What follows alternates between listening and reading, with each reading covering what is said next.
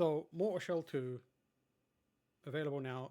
I think the main question that I wanted to answer after playing a bunch of it, and I'm sure that everyone else wants to know, is whether the game is a good Souls-like. And I think that in order to be a Souls-like is very easy. In order to be a good Souls-like is very hard. And most of the games that I play, and I realize that I sound quite snobbish, that are Souls likes, I don't think are good Souls likes. What they do is they tick the boxes. That's just part one of being a Souls like. There's certain qualities that the game needs to have. And then when you tick those boxes, you get those elements of the game in. Technically, you are Souls like. That's challenging difficulty, right?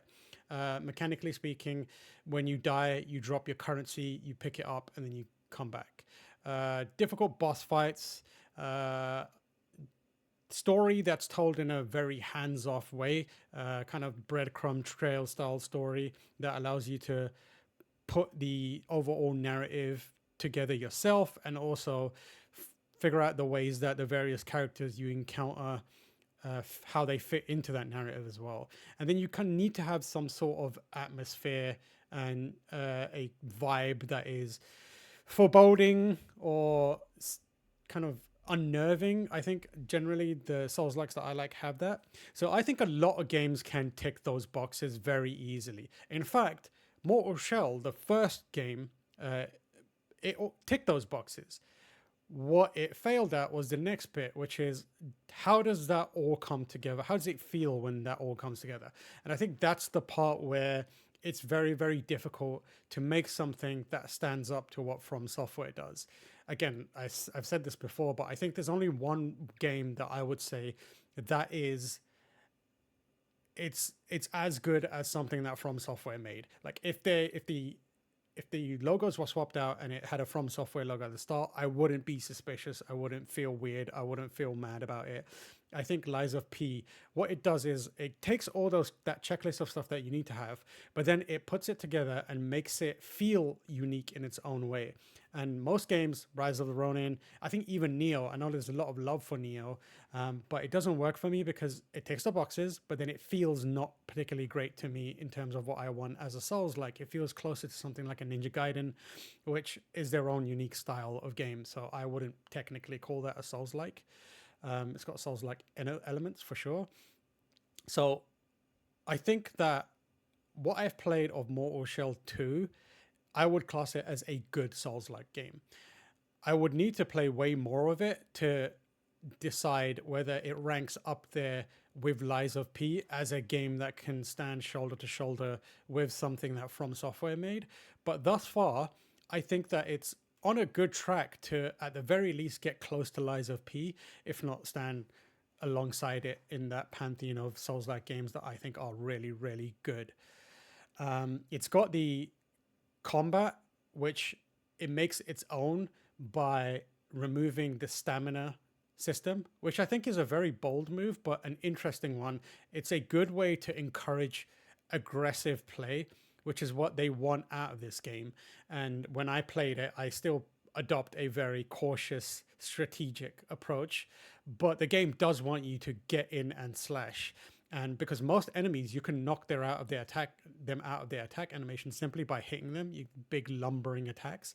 And it wants you to kind of internalize that and be comfortable in going hard and going at enemies. You still have to be careful because just because you don't have any stamina, you will still take hits. And they balance that out by making it so that when you take a hit, you lose a lot of health. Very early on, it is pretty punishing. You can't really play fast and loose with any of it. You have to be very careful. So when I first started playing, a lot of the things that I was doing, I would hit an attack and then backdash out of it just to see how the enemy would react. And the few chances where I overcommitted, even though I wasn't in trouble because I ran out of stamina and suddenly was unable to attack, it was because I picked the wrong moment to follow up an attack with, and they got theirs in, and it just shredded my health. So although you have the ability to just infinitely spam attacks, it's not to your benefit to just do that. It doesn't make you invincible at all. You still need to think about the tools that are available at your disposal to ensure that you are playing strategically. You still need to make sure that you are dashing out of the way. and building up a good kind of response for using your shell's unique abilities, whether that is turning to stone halfway through your own attack animation to cover a mistake, or turning to stone last minute as an attack is approaching so that you can do that shell's equivalent of a parry. And if you pick a one of the seals that is grants you a more specific parry ability, then you definitely need to have tighter timing, because the general, a lot of the shells will allow you to do a form of parry where the window is quite forgiving, but the break damage that you are able to inflict as a result of parries on those non-parry focused seals isn't as high as it is on one where you get a parry. So you think of it, the seal with a parry infinity, is think of it as being almost Sekiro like, not the speed, but when you do land that parry with that tight window, you do way more break, which means you're getting closer to being able to do a special cinematic riposte attack that will take off a whole chunk of armor. So there is definitely a risk reward element to that part of it. The other part of it that I think that it does well, that makes me feel like it is approaching the class of it being one of the Souls likes that I think I will be able to recommend once I've played way more of it, is that feeling of exploration that I think it does really well. It still has that unique element, again, ticking that box of making sure that the environments loop back on themselves so that you're able to build a kind of intimate familiarity with each area that you come into. But also it manages to put it in a larger world that doesn't feel overwhelming. And it does that by kind of sectioning out these smaller open world environments that you access through your main hub. And while you're in those smaller environments, it still feels like you're in an open world. It doesn't feel claustrophobic until you go into one of the dungeons. When you're out in the overworld area of the smaller open world, you can still very easily get lost. You still have those kind of looping design, and it feels like you have a lot of room to explore. And then once you have done that, it takes you back to the main area, and then you point yourself in a different direction, teleport there to begin with into a new semi-open world space, and then explore that. Thus far, of the various areas I've explored, I haven't felt like claustrophobic. I haven't felt like it's a small world. It is definitely much smaller than something like Elden Ring, but it's really good at creating the illusion of it being a large, massive scope world outside of the area you can also explore. So I think that goes a long way. Like looking out into the distance and seeing everything out there, even though you can't go out there, it still creates that illusion of it being a very large world. And because the area you inhabit in the immediate moment is big enough, it doesn't create a disconnect where it's like other games where everything looks big and then you immediately hit an invisible wall and you're like, oh, this is way more restricted than I thought. The area between where I am now and that space over there that looks massive is also unavailable to me. Mortal Shell 2 gives you enough of a play space so that it doesn't feel like a disconnect between where you are and how much freedom you have, and also the wider world itself. So it manages to feel very big because of that. And I think that it's thus far pretty cohesive. I think the areas themselves don't have that striking imagery that I really like that's in From's games, and also Lies of P does really well, where you walk into an area and there's so much to look at and kind of unpack and figure out what happened there. And almost every area that you go into, every room, every second or third room feels very different from the last one. This feels more like zones, something like a Zelda where it's like, this is the fire area, this is the, molten rock area, this is the ice area, that kind of thing. Not to that exact same kind of aesthetic matchup, but a lot of what I've experienced so far is very much rock, dark corners of the world.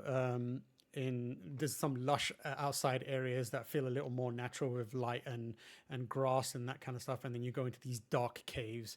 So it's a lot of coming back and forth between that. I think that as you go on, it varies that aesthetic a little more, and one of the things that it does, which I think is good for it but also is a thing that From's games do better, is that transition between themes.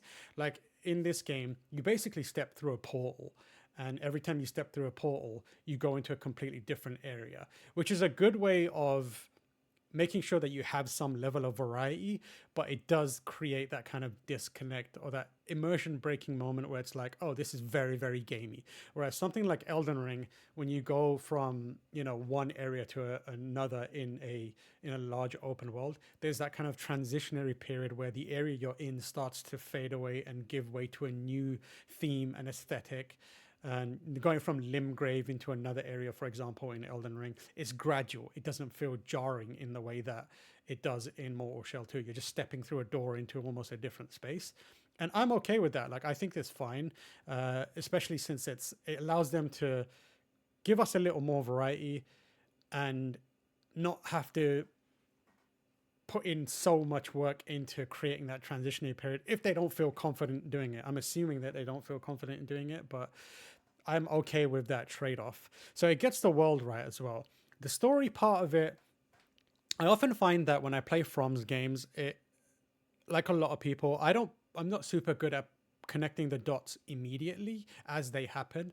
I'm more of like a reflective person when it comes to figuring out those stories and really sitting with characters. So by the end of the game, that's when I like fully understand the story and can make a good call on whether as a whole it's cohesive and if I think it's interesting. Thus far, I'm not super engaged with the story. It's got an interesting combination of themes and aesthetics that I find fascinating. It has this almost, I call it Norse dark fantasy, as I mentioned previously.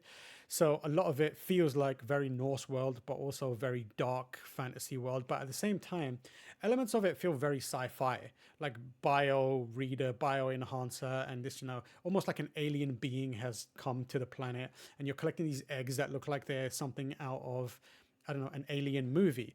So it's a very interesting mix of vibes and aesthetics that I'm not sure how I feel about it just yet. I think that I could learn to love it, but I do like cohesion more. And thus far, I've not met any characters that stick out. I've not met any narrative elements that really feel compelling and are pulling me forward. I think the drive of it isn't immediately compelling to me. Like in something like a Souls game, they're very, very open about making sure that you know who you are within the landscape of the world you're in and also the story. Ashen One, Tarnished, Chosen Undead, that kind of thing. This game definitely has an equivalent of that. You are a harbinger, I believe you're called, but it doesn't make a big deal about it, and I don't feel super important. Whereas in those games from the outset, Elden Ring, for example, is constantly calling you the Tarnished, telling you you're nobody, but also you're here to stand before the Elden Ring and become the Elden Lord. So there's a pomp and circumstance to the way that the story is constructed and that kind of North Star that I think is really, really good to ground you in the story. And then you pick up the pieces along the way and put it together as you go. Whereas the kind of starting point for this is a little bit loose, and it's definitely lays out that, you're trying to collect these almost egg style things so that you can bring them back together. And then there's the mention of a dark passage or an evil presence that has also been kind of corrupting the gifts that were bestowed onto the world. It's fine. I haven't found anything that really is like, oh, I'm really interested to see how this goes. Again, admittedly, I'm pretty early in the game, but I'm coming at it with an open mind and hoping that by the end of it, it will be something that the mark of a good story for me is it going to get introduced into my going to bed lore video rotation? Currently, that going to bed lore video rotation is Souls games, whether that's Bloodborne and Elden Ring or any of the Souls games, Lies of P, and outside of that genre, Control. I listen to a lot of the Control stuff. Lady of Lore does a bunch of great videos about Control that I really, really like. And there's a few other Control focused content creators that I enjoy as well. So the mark of a good story for me and whether it has staying power is whether I introduce it into that I'm going to bed, going to listen to this to drown out my deafening tinnitus and go to sleep. We'll see if we get there. I'll report back in the future. Thus far, I think the narrative is good enough to just keep being like a gentle breeze pushing you forward, but I don't feel super compelled to like drive forward and find what is going on and put the pieces together. I'm enjoying it mostly. I think that all together means that on my ranking or on my rubric of is this a good Souls game, I would say yes, it's a good Souls game. If you're the kind of person who likes those games and are thinking, do I want to pick this one up? I would say, yeah, take a shot on it. I think you're more likely to enjoy it and more likely to stick with it. I definitely am than any of the other Souls-like games I've played that are existing out there. For me, just to reiterate, Lies of P is the one non-From Software Souls game that I've played start to finish and would rank as being superb. This is currently feeling like it could get there. At the very least, I think if I recommended this to anyone, I would feel good about that recommendation. I wouldn't feel like I'm a fraud or I like might have steered them in the wrong direction. This is the kind of game I will continue to play, and because of that, I think it's a good Souls game, and you should play it. Pretty much. You can check out the review on various websites. GameSpot gave it an 8. That was done by Richard Wakeling, who also is a Souls enjoyer. I trust Richard's opinions and his analysis of games. And so he says that it's a good game. So that's your other stamp of approval. But I believe I also read a review from Smowtown on his YouTube community page, and he also said that he vibed with it in a major way and enjoyed the level of freedom that is given to your character creation, which is another thing I think is a unique factor or part of it.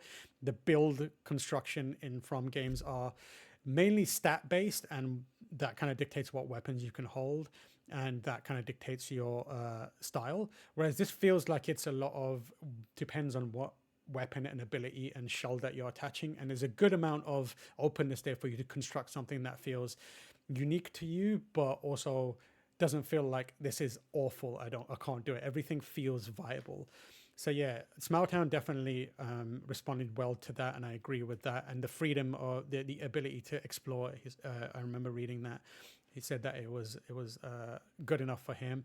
Smowtown, if you're not familiar with, is also another one of the lore people that I listen to and would put in my ranking of it's Souls enjoyers that know what they're talking about. So if it's good enough for Smowtown, it's good enough for me, and if it's good enough for me, hopefully it's good enough for you. I would love to know what other people think about it. I definitely don't think everyone's going to be like, yeah, this is fantastic. It feels very Western, if you know what I mean, that tight camera. And because of that, it feels a little more like of its own. So some people might not vibe with that element of it, that close camera combat intensity level of it. So yeah, I'm excited to see what people think about it and continue playing it, hopefully to completion. Thank you for listening to my diatribe about whether Mortal Shell 2 is a good Souls-like game. If you're watching this on YouTube, subscribe, share.